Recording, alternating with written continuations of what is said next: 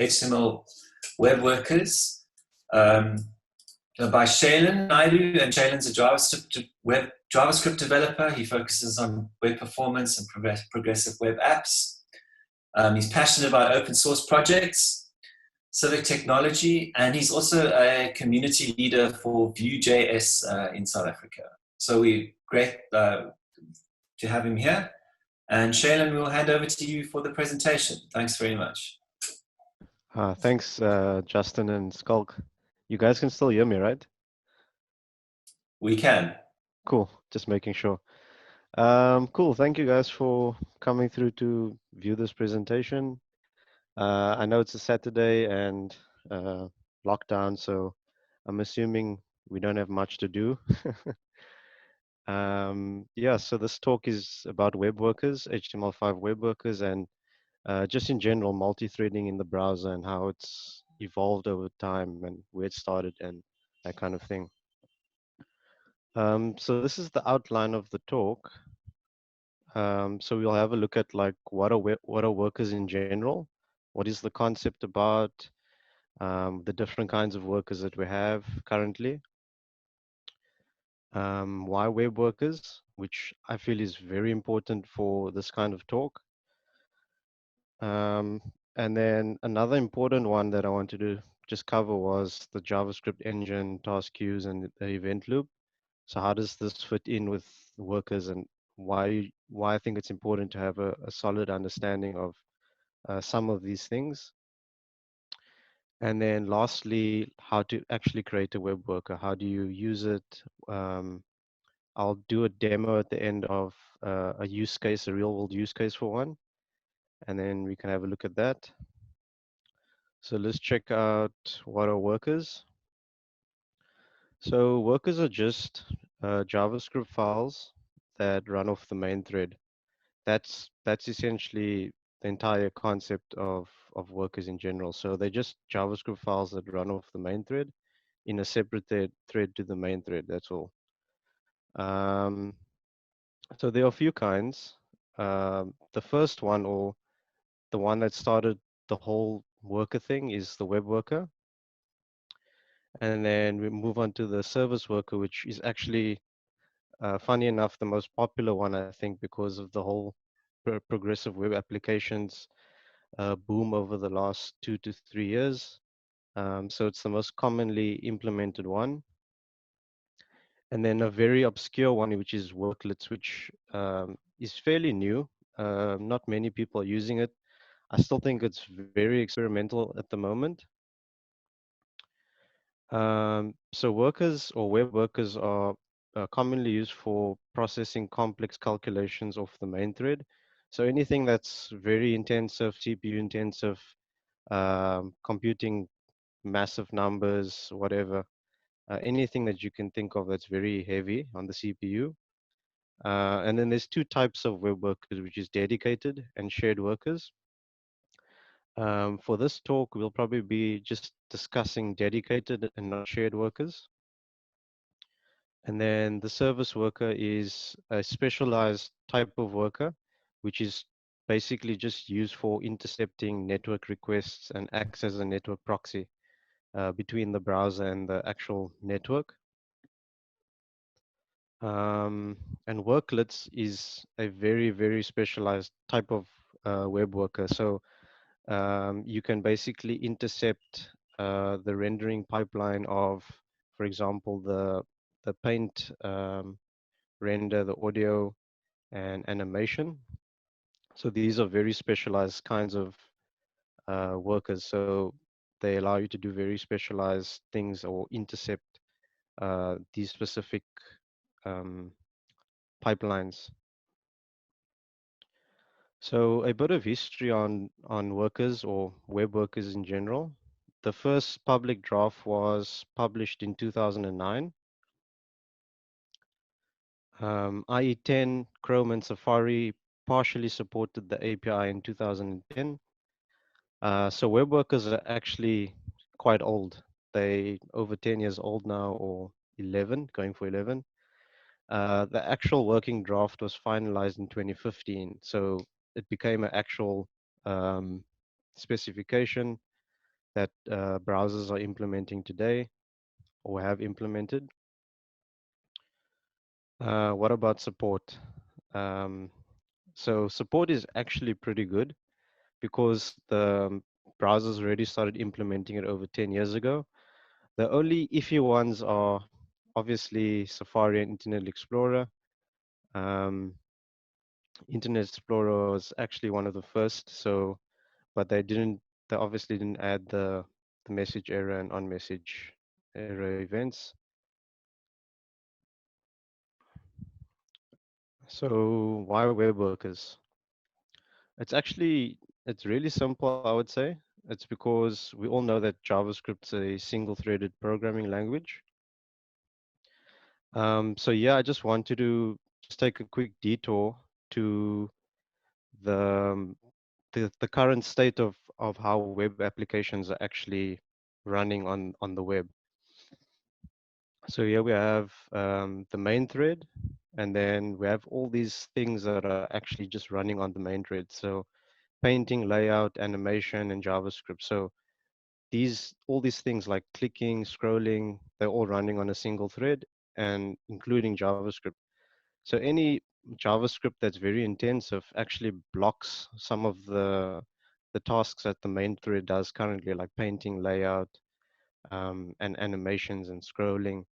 So if you have very intensive JavaScript, your UI becomes unresponsive. And then if you compare that to native apps, which um, is very common these days, or it's highly or it's seen as pretty powerful compared to the web. There's a clear distinction between the UI thread and non-UI thread. So for native apps, you have the UI thread, and then that's purely responsible just for the UI. So painting, layout, animation, clicking, scrolling, and then you have the non-UI thread, which is responsible for the actual logic, like the Java code, the Swift code. Depends on what platform you're using. But I think on Android, you have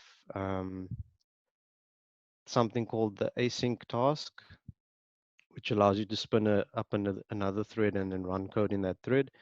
And for these platforms, it's highly recommended, or um, it's seen as unorthodox to actually run your code on the UI thread. So it's always good to run your code on the non-UI threads for native apps. But here's another thing that really trips up some people is that, but isn't JavaScript asynchronous? Question. Well, not really. JavaScript's asynchronicity is just an illusion. To understand workers, I think we first have to take a look at actually how JavaScript works and what is blocking code, what is non-blocking code.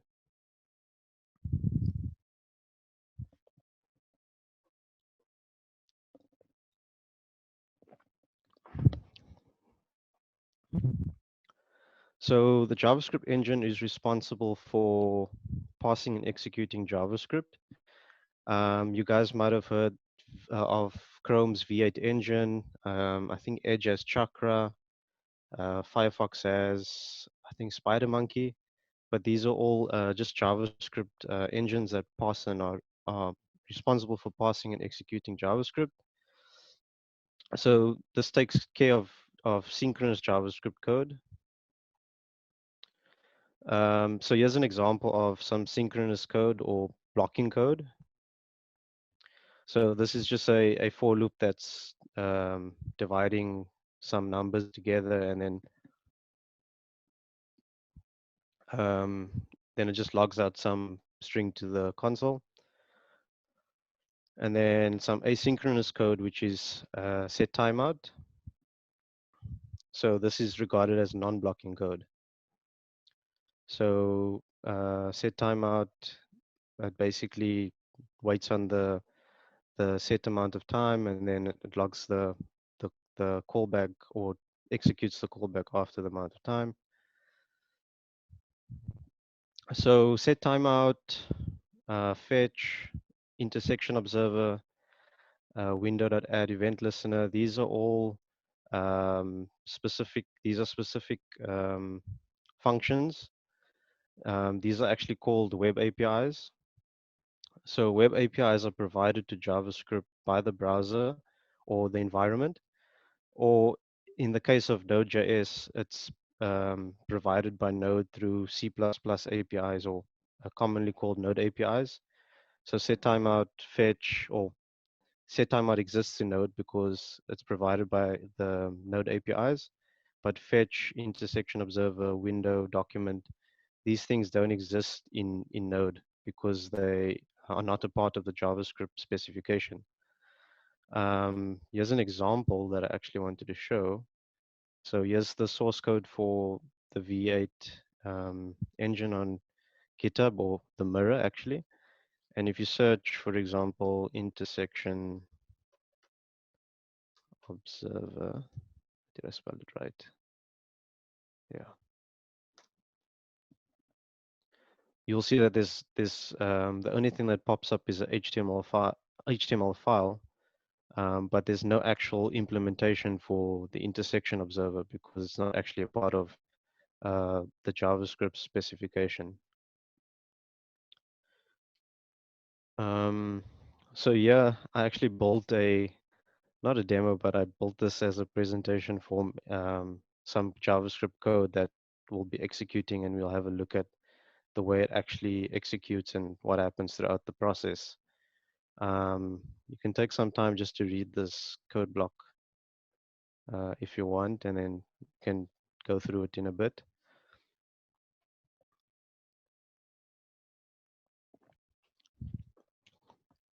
So quickly interrupt you? yeah, sure. Cool. So we have some questions in the text chat.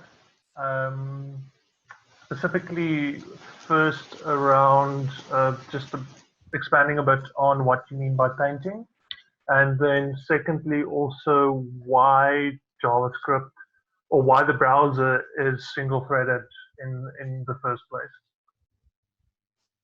Why the browser is single thread in the first place? Yes. Let me just see. Is it on the chat? Yes, if you scroll up a bit. Okay.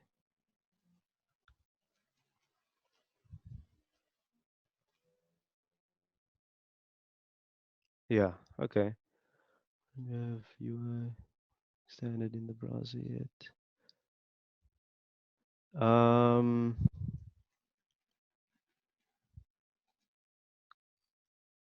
Yes, yeah, that's correct. So regarding a part of why, for example, your one question was why the browser or why a web page runs on a single thread in general, like the UI, the JavaScript, that was one of the questions, correct?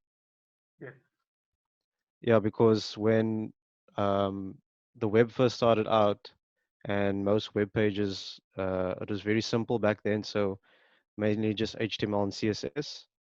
And then there was a point when web pages or developers really wanted to add some bit of interactivity.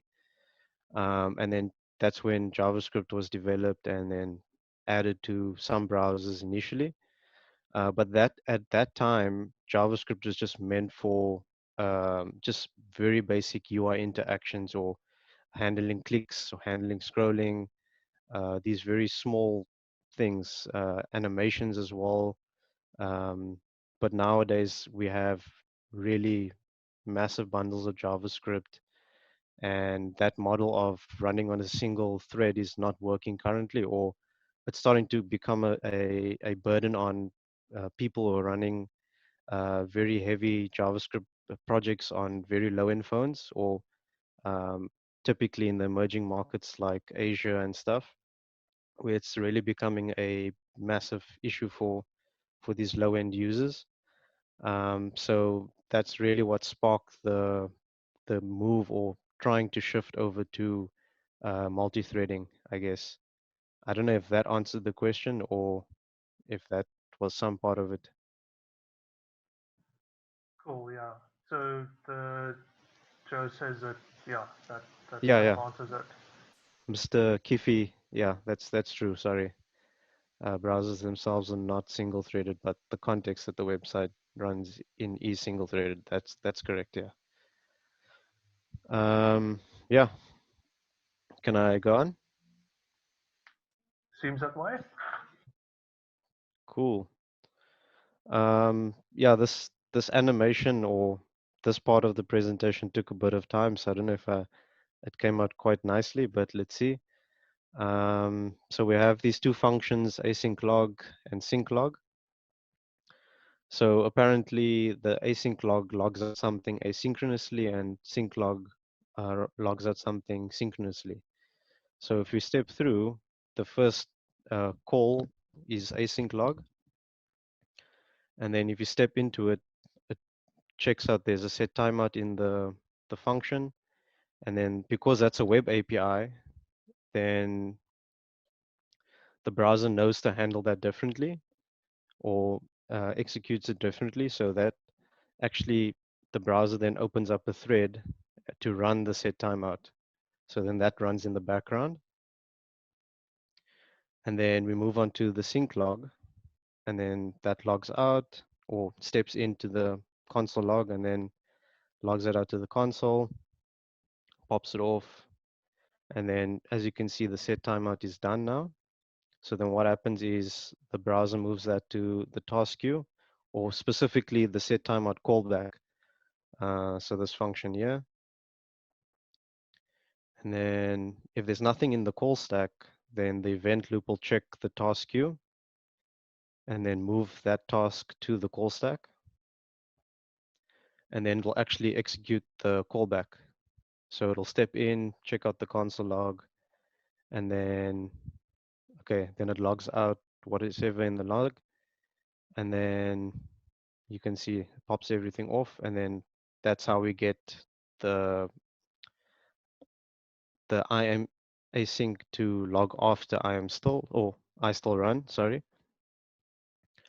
So that's basically how the browser handles asynchronicity, because set timeout is a web API, and then that web API actually runs on a separate thread to the JavaScript itself. So what do we know so far? Web APIs are async, not JavaScript, or some web APIs. So a bit deeper on the task queue, because the task queue actually manages two kinds of tasks. So macro tasks, so for example, set timeout or fetch, these are regarded as macro tasks. And then you get something called micro tasks, which is, you can sum it up as promises or promise callbacks. Pardon.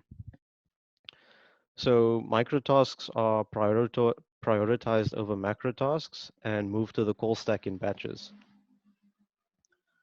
So here's an example of macro task versus micro task.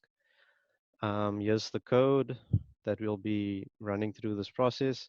I also just wanted to make one distinction quickly, is that let me see if I can just open up JS Fiddle. What doesn't allow me to? Let me just block out that.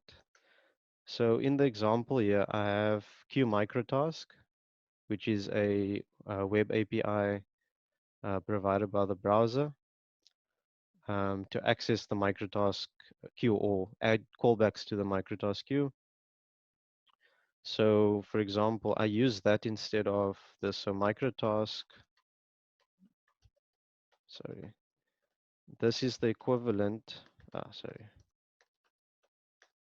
to doing this, basically.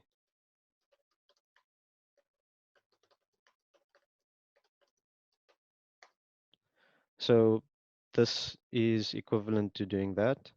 It was just for the sake of the presentation, it was just easier to write that.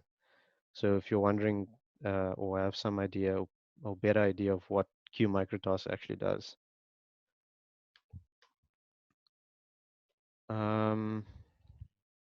Yeah, so if we go through it, So the first one is set timeout. That's a web API, so it's run as a web API. Then the next one is a queue microtask. So that gets added directly to the microtask queue.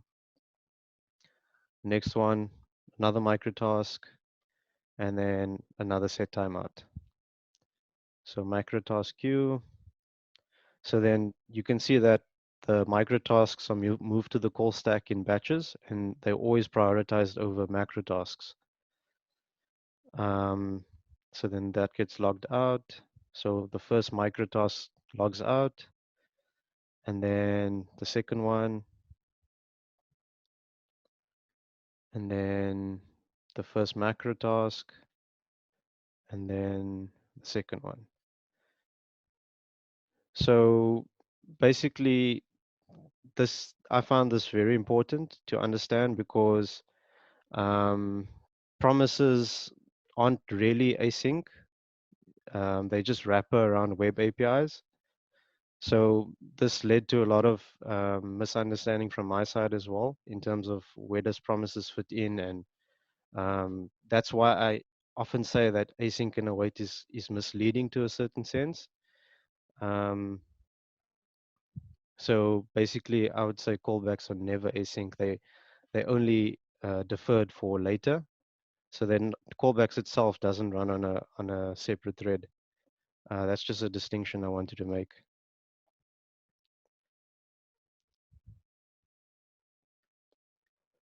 So, okay, so what if you want to run JavaScript code asynchronously?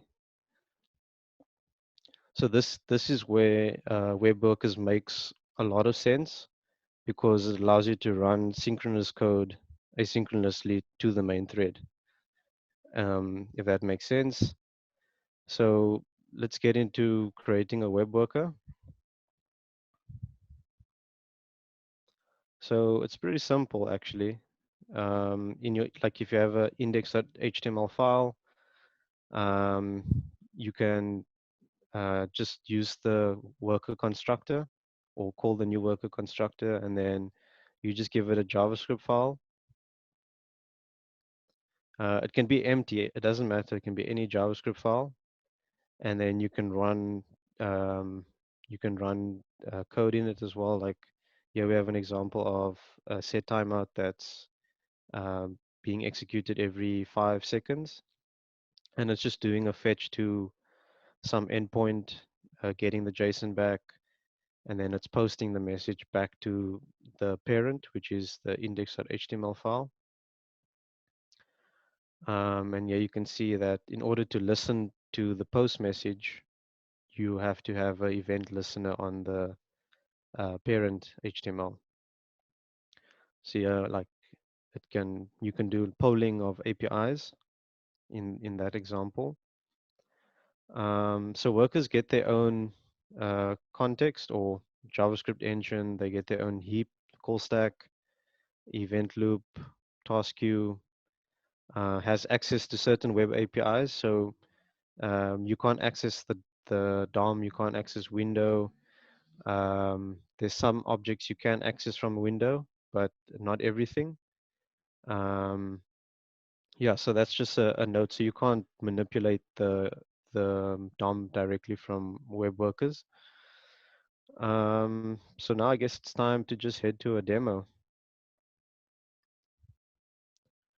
So here's an example I wrote. Sorry.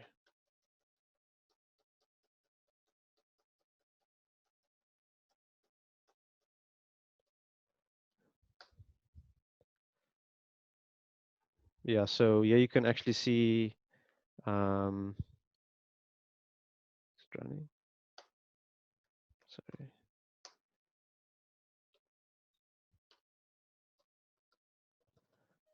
I think Zoom is interfering with my browser for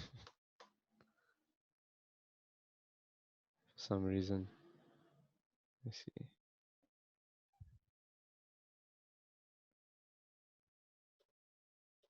Try refreshing.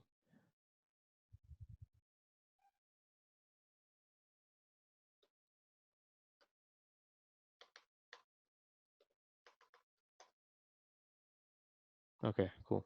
It's working. Yeah, so here's an example of we're running some uh, computationally heavy mathematics, you could say, on each input. So you can actually see that the pi stops spinning whenever we type something in. So it's actually blocking the set interval or the repaint from happening, or the animation actually.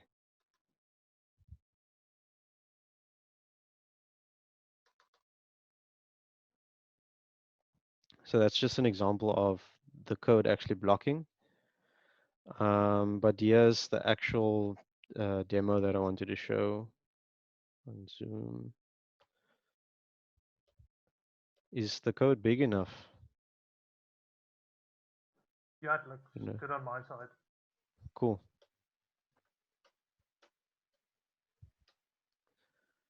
Let's open this up. Cool. So here's a demo. So it's basically just a markdown to HTML um, converter. So you type in some markdown and it basically outputs the HTML into the separate block at the bottom. But every time we add some markdown, then it blocks, you could say. So you can see that it's blocking the UI.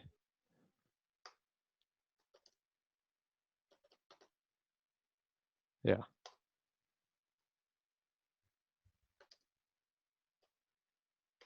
cool. So this is running this is all running on the main thread, but what we're going to be doing now is we're going to be taking the markdown or the markdown converter and running that completely off the main thread on another thread. So I haven't actually uh, written the code for this. I don't know if it'll work properly, but let's see. So I'll be doing this all from scratch. So we have the markdown it library being imported in the HTML file. And then I have a bit of code here just to emulate a very bad CPU, you could say, or slow CPU. And just some input event listeners. So what we need to do first is you got your HTML file. I have my worker.js file here. And then what we first need to do is we first need to import the markdown it library. So I really just added it just for just speed. So you can import scripts into your worker using the import scripts function or global function, and you can import scripts like normally within your worker. But if the scripts itself uses like window or document or any of those things, it won't work, or you'll see that it breaks. So let's just create the instance first of markdown it.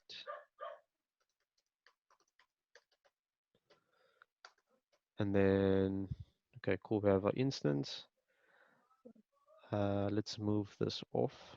So let's say we want to move the heavy computation into the worker.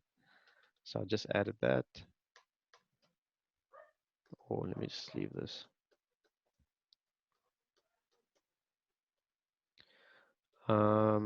Next step is actually activating the worker or creating an instance of it.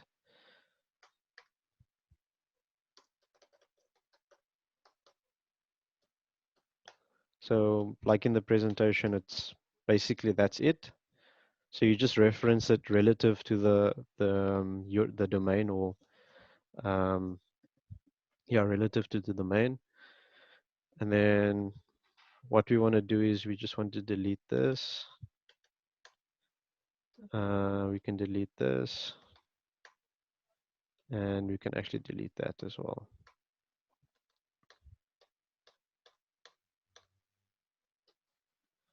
So now what we want to do is we have our worker.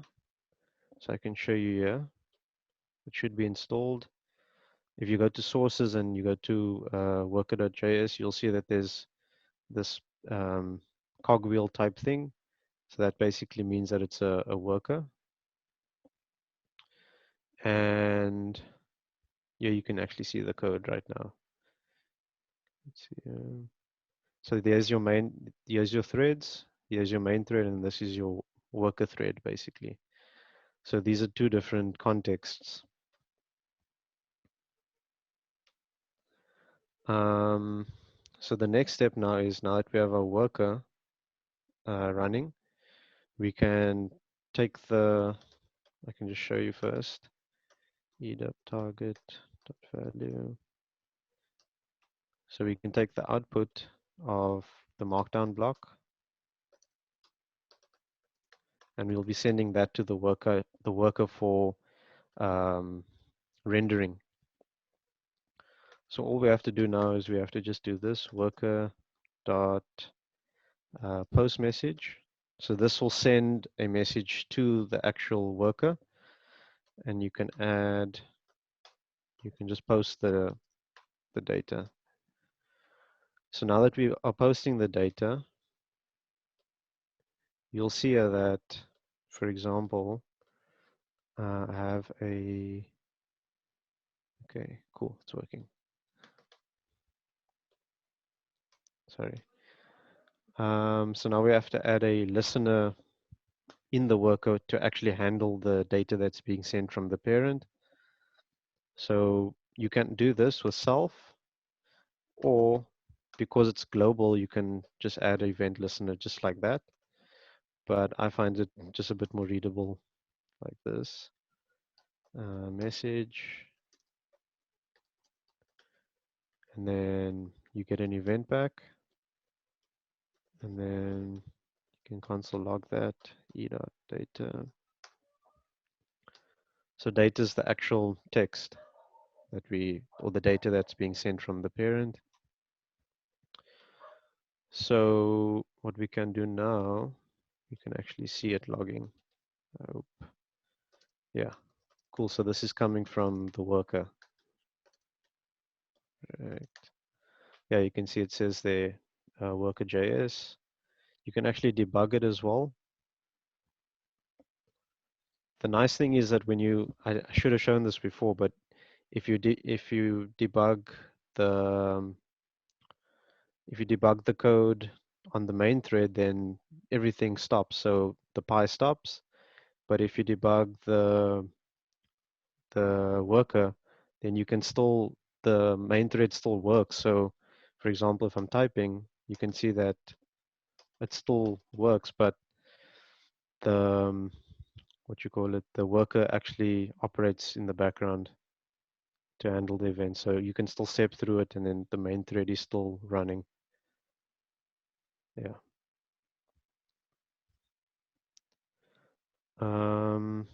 So next step now is to actually run or render the markdown. So it's pretty simple. So you can say, this is the HTML, and you can say markdown render, and you just pass in the data. And then just to show you guys, you should get the rendered markdown. Yeah. So now, but the next step is we want to access this data or the rendered markdown on the main thread, so we can actually apply it to the UI. So then what you would do is you just post the data back up to the parent. So HTML. And then in the parent, we actually have to set up a handler for that. Add event listener message.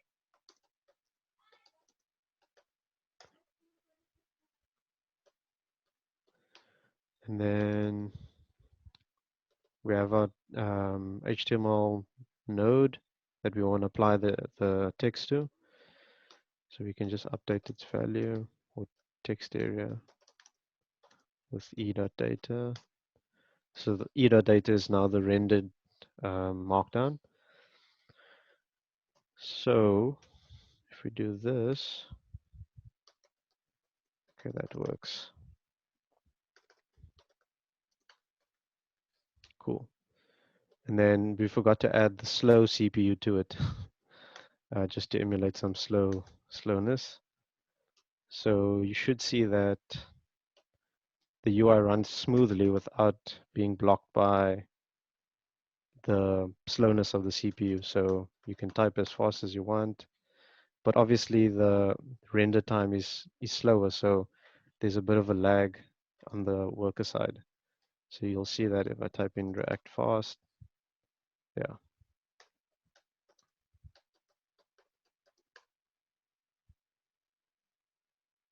Yeah, but it still doesn't block the UI from operating.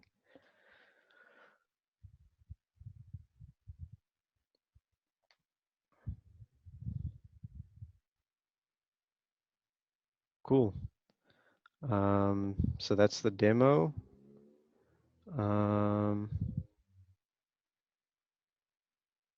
Yeah, cool. Yeah, let's see something cool.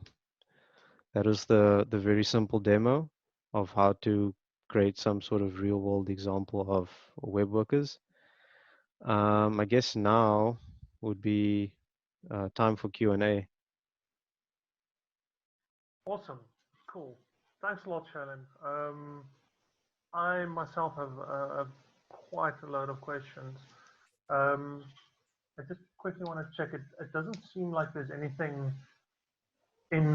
specifically in the chat that hasn't been answered by actual attendees. So I think that, yeah, you're kind of redundant here.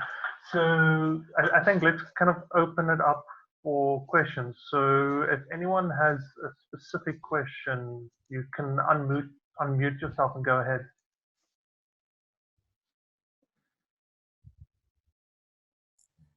What's the difference? Can I ask a question? Hello, Shailen, it's Michael.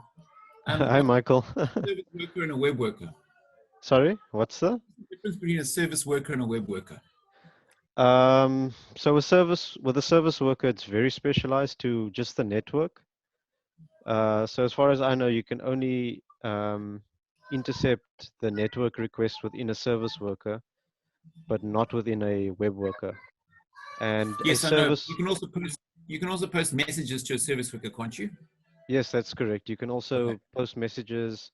You can send messages up, but I think the main difference between a service worker and a web worker is that a service worker actually runs in the background, while a Oh, web wow, worker yes.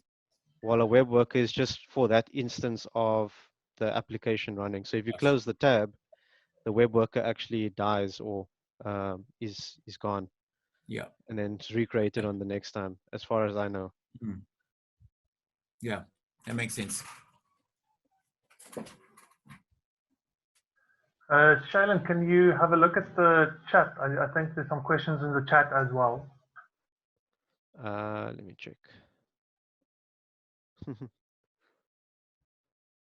see. Look at the chat. Yes, Mr. Kifi. Yes, web workers can also create other web workers as well. So a web worker can spawn a web worker and so forth. I don't know if there's any limitations on the hierarchy, but you can definitely open up another web worker from other web workers. Shailen, there's that question about RAM, a little bit higher. Okay, cool. Do web workers have a significant impact on hardware performance? If, let's say, the user has small amount of RAM and also has all the web workers running, I'm curious. So actually, this is a big one. There's been multiple talks on it as well. I think you can also have a look at Chrome developers on YouTube if you want to go a bit deeper.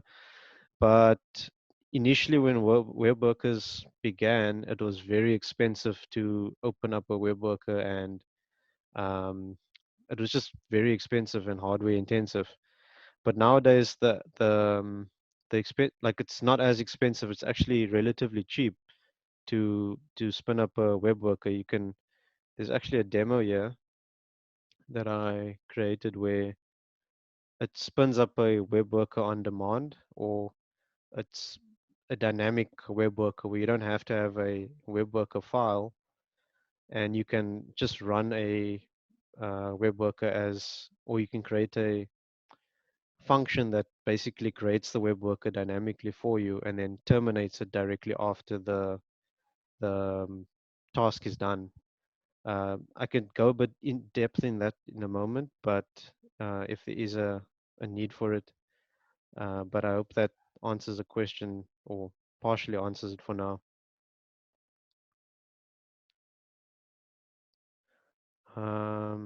Lawrence, okay. Does each web worker then live on its own thread, separate from other web workers? Yes, that's correct. So each web worker is in its own instance, or in its own thread. So it has its own heap, call stack, event loop, all those things. Yeah. So a question from my side. I just had a look at the can I use, and it seems like this is probably going to be a bit of a contentious question. It doesn't seem to be supported on Opera Mini, but I think regardless of the actual browser in question, um, is there any type of like fallback, or does it simply just break? Will you just get like a syntax error? Like I guess it'll say like if you try and run new worker, I guess it'll say worker does not exist. Um, is there any type of fallback, or if is it basically if you decide to do something in a worker, you need to commit to it completely? Okay, I see. Um, Not that I can think of. I don't think there is a fallback. I think the same applies for service workers because it's just something that the browser has to implement. Um, but I think that's actually where the term like progressive enhancement comes into play a bit, because you'd have to, if you want to support browsers that don't support the worker object or constructor, then you probably have to create your own fallbacks and maybe implement the code to work on the main thread instead as a fallback. Okay, that makes sense. Yeah, I guess you would then write your code in a file and then import that file into the worker if you have access to web workers. Otherwise, I guess you would just import that file directly into your main thread. So you'll Hmm. probably just check if the worker object exists in the context. Yes, exactly. So basically just one if and Yeah. and probably, yeah, I guess it won't be that complicated to do that because the code wouldn't have to change that much. It's just what's the difference between what you can access in the web worker and what you can't, I think. Hmm. Cool. I see there's loads of other questions in the chat as well. Mm, cool. I see the chat's blowing up. I see Mr. Kiffy's answering all the questions. I'm going to put him up as a co-speaker. Yeah. Cool. Badia has one. You could push computationally heavy tasks to a serverless function to handle the missing web workers. Still get similar performance, but with network overhead. Yeah, that's true. But also to a certain degree, there's some stuff that I think just makes more sense in a web worker, like doing graphics processing, which I think Google Maps is now doing. Um, you can check if you go to Google Maps. They actually have a web worker running there, but I'm pretty sure that's for helping with the rendering of the maps. And Figma also uses web workers now as well, as far as I can remember. I'm pretty sure that's also for graphics, which is pretty heavy to do. Yeah, so those kinds of things, yeah, those kinds of things usually is the case for web workers and low-end devices as well. So he actually just clarified, I think he meant that as a response to for browsers that don't support web workers, Okay. which I actually like more than my previous suggestion. Because you're specifically only supporting, like, because web workers are so well supported, like the amount of hits on that API is going to be so small. You can probably just pop it like on a free cloud function. Probably, yeah.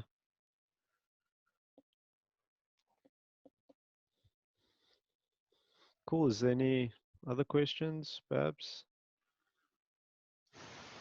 I think you can scroll up. I think there's a lot in in the chat. And are there any best practices? Copy other QS into a big queue. Any other good and bad?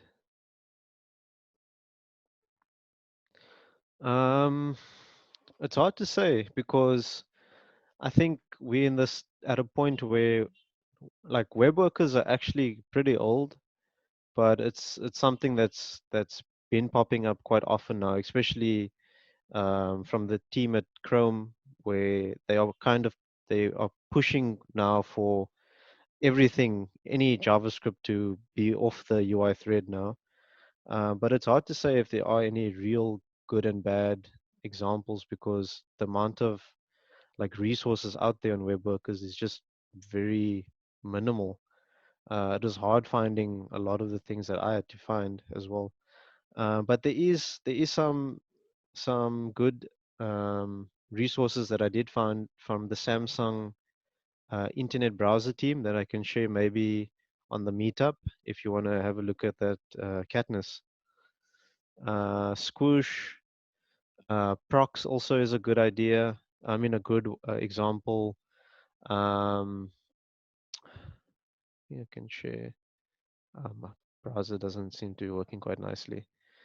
But there is some good stuff. You just have to look. But I can share some of the resources as well in the meetup. Maybe I can also pitch into the question about good and bad real world examples. So I read, I think it was a couple of years ago. I'll actually put a link in the chat. Read O'Reilly book called Web Workers, multi-threaded programming in JavaScript. It's quite old. So I think it was released. Sure, let me check. Like I think it was released before ES6, but most of the principles still hold. It's a really good read. I would recommend anyone to give it a read. And I think in there he mentioned that, don't hold me to this because like I'm just quoting him, but like I think he said something along the lines of like, you know, if it takes more than 300 milliseconds to execute, like he would recommend you popping it into a web worker. Yeah. So I think like I think almost all use cases of web workers are good use cases. Apart from, I think that like it's also like in a technical sense, I would say it's always better to use a web worker, given the caveat that you're increasing complexity. So you might, that might be where you draw the line. You know, like how complex do you want your architecture to be? If you're just doing 1+1, then a web worker is probably overkill, and it would be more performant, I guess, by like, no, actually not, because it would need to spin up. But regardless, Yeah. I think like the drawback I would just say is complexity. I don't think there's necessarily any Yeah. technical drawbacks per se. That would generally be my take. I've heard that a lot from, I don't know if you guys follow Das Surma. He's a pretty big advocate on web workers, and he honestly believes that basically almost any JavaScript should be running in the web worker.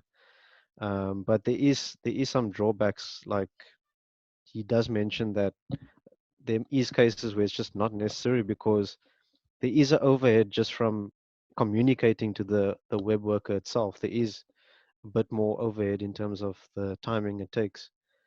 But I can share that resources as well and the podcast to that if you guys are interested.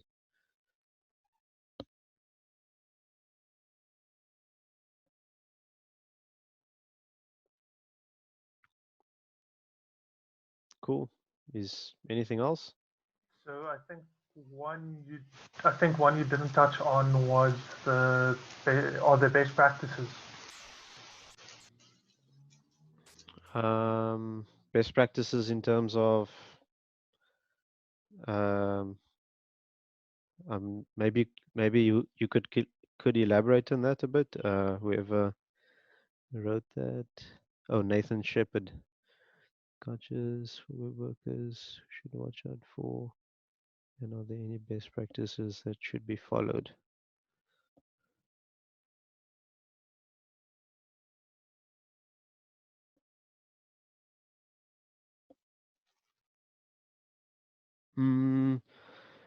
Yes, there are some gotchas that I have experienced before. For example, uh, uh, the actual demo that I was going to show is I built an implementation of a virtual DOM with a very simple React style library. But my VDOM implementation wasn't that great because it contained like closures and some very not so nice stuff. And then I discovered, or what I realized is that with post message, um, you can't transfer like whole objects. You can only transfer like basically JSON data or simple data. So you can't um, transfer like if you transfer a function that has or closure to a web worker, it will break because you trying to access memory from within the web worker, which just didn't work out. So I scrapped that demo. So that's something that I discovered. With best practices, I'm not really too sure, to be honest. I haven't gone so deep into the best practices side of it. But from what I could find, it's still an emerging part of the web workers ecosystem. So regarding your comment on the virtual DOM thing, so I know a lot of people. I've seen some actual Google developers who use something like Redux or any other state management library, and they like pop the entire thing into a web worker. Yes. I haven't tried it at all, but it kind of makes sense because specifically with something like Redux, um, you're kind of treating your global state almost as in the same way you would treat a REST API or so forth. You know, you're just sending text and state back. So like it's not dependent on anything in the JavaScript language per se, like as you mentioned, closures and so forth. So I think you might have a lot of luck with something like that, where you can completely almost decouple the actual, like you're not passing anything JavaScript specific between the different workers. Yes. You there is a way to do that where you can pass actual transferables, or I think Mr. Kiffy is on that already. Yeah, so you can actually declare that, okay, I want this object in the main thread to be moved over to the web worker as far as I can remember. But you did mention back to the Redux point, you did mention that some developers at Chrome are currently doing that. Das Summer actually wrote an article on that. And he mentioned in the article that the current generation of frameworks that we have right now are not really designed for web workers in mind. So, for example, initially I wanted to basically build Vue's reactivity system in a web worker, but it actually doesn't make that much sense because of just the way that the um, the reactivity works, because it's based on objects and a proxy. So you have to you can't what's the word? You can't have your main thread and your web worker bound together by a single object, if that makes sense.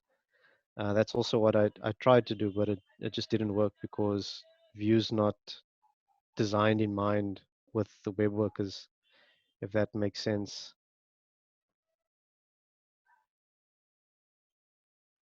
Is there any other questions in the chat that we maybe missed?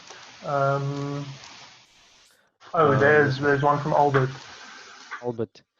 Hi, Shailen. I'm not sure if I heard you correctly. Please, can you clarify this point? You said that you can set up a function so that dynamically a web worker runs and closes once the session is closed or when the tab is closed. Does that apply for the service worker that interact with the network in the backend? Okay, so I think you're referring to this one. Let me just see it quickly. Cool. So, Albert, if you're still on, I think I can just go through this quickly because I think it's what I mentioned before. So, this function here that I wrote called CW, or stands for short create worker, it allows you to basically pass in a callback, and then what it does is it just stringifies that callback and then creates a instance of the web worker with the string code. So this code basically becomes the web worker. So you're actually creating a web worker from the main thread. So these are like, I call them dynamic web workers because you just create them, you spin them up, use them for a single instance, and then you terminate them once the task is complete. So for example, I'll share this code as well. Yeah, I have a function called CW, or I'm creating a instance of it. I'm passing it a function or a callback of a task that I want to run. And then, for example, let me just load this up. And then it's wrapped in a promise. So if I run this, you can see it says running task, but it's actually running in a web worker, not in the main thread. I don't know if you can see this here. It's actually running in a dynamically generated web worker. And then once the task is complete, let's see what's happening. It's going to take a bit of time. Yeah, once the task is complete, then the web worker would be terminated. It will just kill the web worker. Let's see. Okay, it's going to take some time. Okay, there it's done. So that's the message. And then you'll see that the web worker disappeared. So it's no longer available because it's terminated. So it did its job basically. We ran this heavy task, and then once it's done, you just kill the web worker and then get on with whatever's needed on the UI side. So that's what I meant by dynamically creating the web worker. This is different to the way service workers operate, because once you have a service worker installed, and you close the tab or all the tabs that are on that domain, the service worker is still technically there. The browser manages it in the background. So that's why push notifications on the web is it's capable. I mean, you can actually do push notifications on the web because of the service worker being active or waiting for some network request or push notifications. I hope I cleared that one up. Let's see. New message. TensorFlow.js just got native support for web workers. With web workers, long-running computation will not block the UI. Good use case. Yeah, that's a great use case. ML, that's a big one. There was a project from Google where they did that. I can't remember, but yeah, I remember them doing that. Can I spin up a tab? Prox is a good example. Prox, this is basically everything's in a web worker except for stuff responsible for the UI. You can actually check. Let's see, yeah, there's your web worker, and that's your service worker. So this is a good example. Prox is an open source game built by one of the developers at Google to showcase web workers. Yeah, there's quite a bit of resources that I'll definitely share. Yeah. Anything else? So from my side, I have two specific ones. So first and foremost, if you are, for example, using something like Next.js, how does what does Node do with service workers? Node, you mean web workers? Oh, sorry, web workers. Yes. So obviously, if my code is gonna run like before I do hydration, if it's gonna run like on Node, and then kind of in the client afterwards, if there's anything there that's dependent on a web worker, what will happen in Node? Oh, I see. So are you asking if the worker object is available in Node? Yeah, like I think what I'm essentially asking is, can you run web workers in Node at all? Node actually implements some form of web worker or the web worker spec, but not completely. So they added this, or it's still experimental. So worker require worker threads. I think it's worker threads, if I'm not mistaken. But the API is very weird compared to the one that we are used to, you could say, in the browser. It's not exactly the same. So there isn't you can't just swap out one for the other. But basically, worker threads is some kind of implementation on the worker specification, Cool. Okay. which you can access there. Okay. So you need to, if you want the same code to run both on Node and in your client, you're going to have to do some type of forking of your code base. I assume it's kind of similar to how there's maybe like some abstraction libraries. Like, for example, if you're using fetch, for example, then you can get the node fetch library and so forth.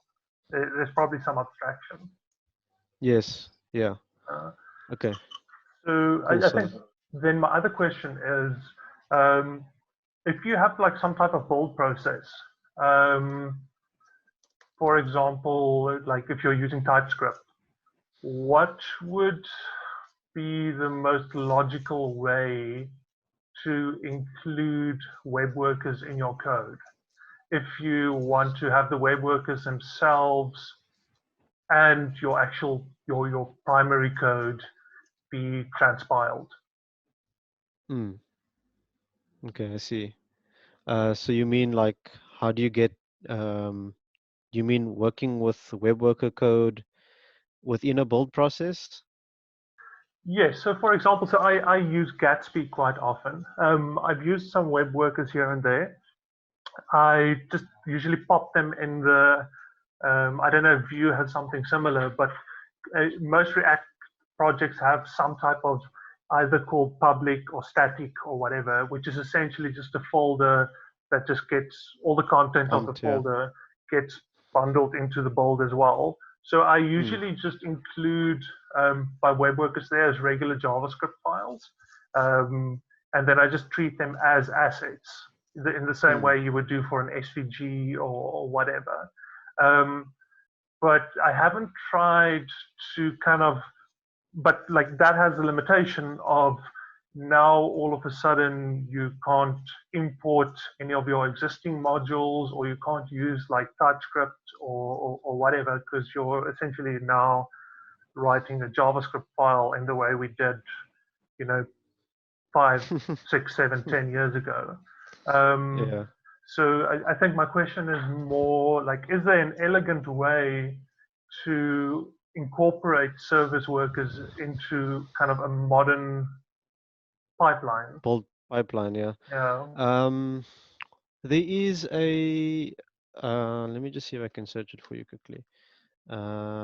Workers Webpack, that one of the engineers at Google developed a plugin for basically, I think it's this one. Worker,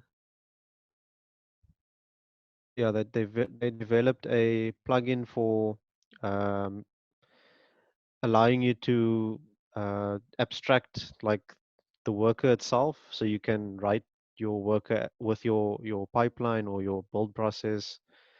I'm not sure if it's this one, but I'll find it for you. But yeah, there is a way, because for a very long time it was very difficult to do that, because if you wanted to have the same like build process with your web worker, I think you'd probably have to separate it out into um, like its own um, file or folder, and then run the same kind of TypeScript or processes on top of that, if that makes sense. Yeah. Okay, cool. Yeah. And to me, that kind of seemed like too much trouble, which is why I've kind of been reluctant to do it. And I've just, as I said, as I mentioned, just treated my web workers as just plain JavaScript files without any build process or anything. But this looks super promising. Yes, it Mr. Kiffy posted it on the chat. So this is it, yeah. This is the plugin. Okay. Yeah, scroll up a bit. I think it's actually, oh, it's actually by Jason Miller, the guy who does Preact. Mm. Cool. Yeah, cool. So check this out if you want to do some more web worker with some build process stuff.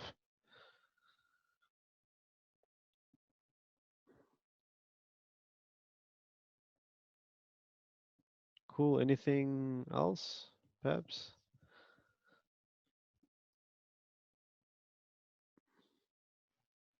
I think we covered all of it. I don't know if anyone has any other questions. Maybe let's just give a couple of seconds to see if anyone has any other questions they want to ask. Yeah.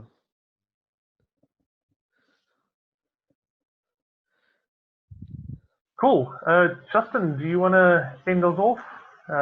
Maybe also just explain what someone can do if they want to do a talk. Sure. Yeah, thanks, Shailen. That was really great. And thanks to everyone who came to listen and ask questions. I think it was a good discussion. Yeah, so we have talks lined up for the next 2 months, but any time after that, if you'd like to submit something, the process will be the same. We will do it over Zoom and then upload the recording to YouTube once that's done. So you can contact us via Meetup. If you go to the FedSA page on Meetup, there's a link to mail the organizers, or you can get hold of Skulk, Shailen, or myself on ZA Tech. We generally hang out in the front end channel, or you can just direct message us on there. Okay, and we'll post the link to the video as well in the front end channel on ZA Tech and on Meetup once that's up. Yeah, I think that's about it. Is there anything else we need to add, Skulk or Shailen? I think I would just like to propose a debate, really. I'm just curious what everyone thinks about the concept of potentially running all your non-UI JavaScript in web workers compared to just not doing that, I guess. Cool. Yeah. We're gonna upload this on YouTube, so I guess people can comment there as well. Yeah. Cool. Yeah. Okay. Cool. Thanks everyone for joining, and have a great weekend. And so the next one, I published it this morning on Meetup. So I will be doing a chat on Preact, which is a 3 kilobyte alternative to React. So hoping to see you guys there as well. All right, I think that's it. Thanks, everyone. Thanks, everyone. Cool.